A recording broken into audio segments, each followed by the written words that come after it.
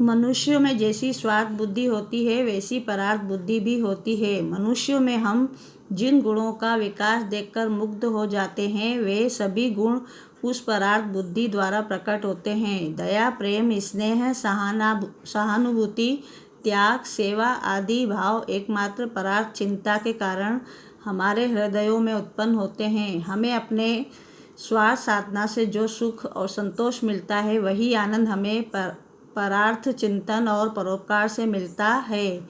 इस परार्थ चिंतन में मनुष्य का कल्याण है। इसलिए यदि कहा जाए कि परार्थ चिंतन में उच्च कोटि की स्वार्थ चिंता ही है तो यह सर्वथा उचित ही है। हमें अपने कल्याण के लिए, अपनी उन्नति के लिए, अपने सुख के लिए और दूसरों के सुख के लिए सुख कर कार्य करने पड़ते हैं। ऐसे ही कामों को हम सेवा कहते हैं। सेवा का अर्थ है दूसरों का दुख दूर करना और दूसरों को सुख पहुंचाना है।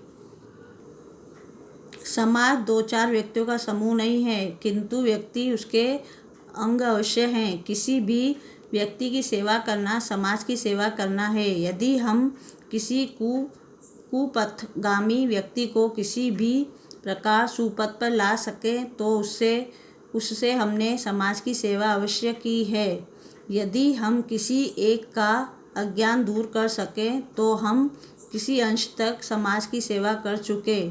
परंतु यथार्थ समाज सेवा वह है जो किसी व्यक्ति विशेष को सुख पहुंचाने की दृष्टि से नहीं वरन अधिकांश लोगों को अधिकतम सुख पहुंचाने के लिए की जाती है। इसमें लेखक ने मनुष्य की स्वार्थ और पदार्थ बुद्धि पर प्रकाश डालते हुए कहा है कि जिस प्रकार मनुष्य में कुबुद्धि होती है वैसी अच्छी बुद्धि भी होती है।